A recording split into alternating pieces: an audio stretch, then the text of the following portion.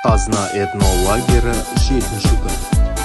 Лагер тынығушылары таңғы жаттығу жасап, қаражорға билеп, таңғы ас ішті.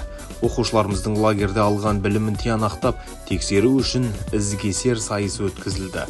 Бұл сайысымызда топтар 8 кезең бойынша сынға түсті.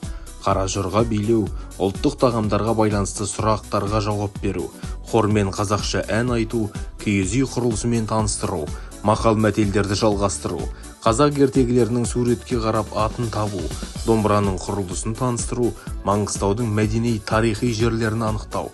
Сайысқа топтар белсене қатысты. Сайыстан кейін оқушылар сергіту мақсатында караокемен ән айтты. Бір топ, бір үйірме жобасы аясында оқушыларға бірнеше сайыстар ұйымдастырылды. Алшы үйірмесі қазақша күрес пен үздік желаяқ сайысын ұйымдастырды.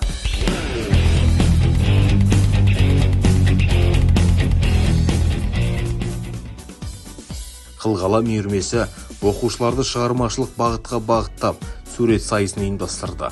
Сонымен бірге үйірме жоспарына сәйкес түрлі бұйымдарды бояды. Мәрмәр үйірмесі оқушыларға түрлі әшекей бұйымдар жасатса, Назқоңыр үйірмесі домбыра тартуға үйретті. Әжемнің ертегісі үйірмесі оқушыларға етікші ертегісін талдатты. Сайысқа қатысқан оқушылар дипломдарымен марапатталды.